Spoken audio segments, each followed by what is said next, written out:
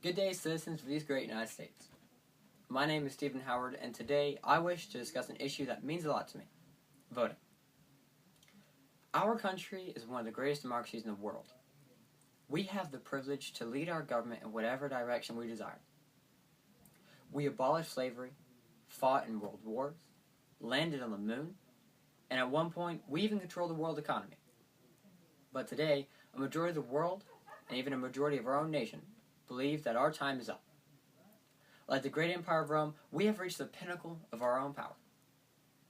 But in a country where 100% of the people have a say, why isn't the country moving in our direction? The answer is simple. Shown here is a graph that represents voter-eligible population turnout rates from 1787 to now. The solid line represents presidential elections, while the dotted represents midterm or congressional elections. And as you can see, our turnout rates have never reached 90%. Rarely have they ever risen above 80%.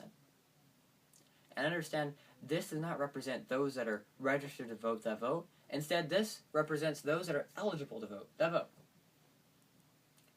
These statistics are brought to us by the United States Elections Project, headed by Dr. McDonald. It continues on in his research that 36.2% of our country voted in our most recent midterm elections this past November. The International IDEA, a branch of the United Nations, ranks our country 52 on voter turnout rate, with 15 of these countries surpassing us, having at least 80% turnout rate. But why vote?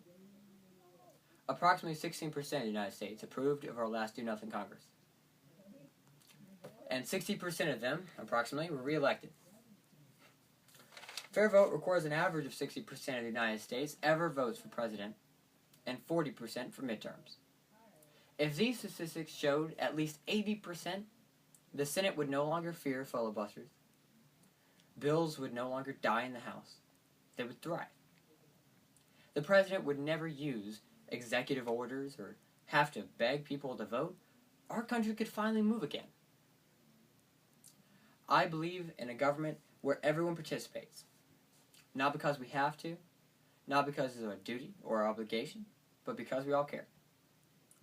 I firmly believe in John F. Kennedy's words: ask not what your country can do for you, but what you can do for your country. How can we expect our country to help us when most of us can't even be bothered to help our own country? We have the power to select the path and the destiny of our government. It answers to those who exercise the power to select its leaders.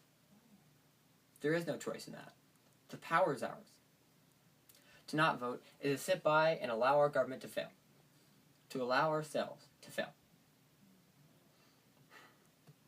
Finally, I urge you all to remember the wise words of Uncle Ben. With great power comes great responsibility. And in so doing, lead this country to the greatness it once had, once again.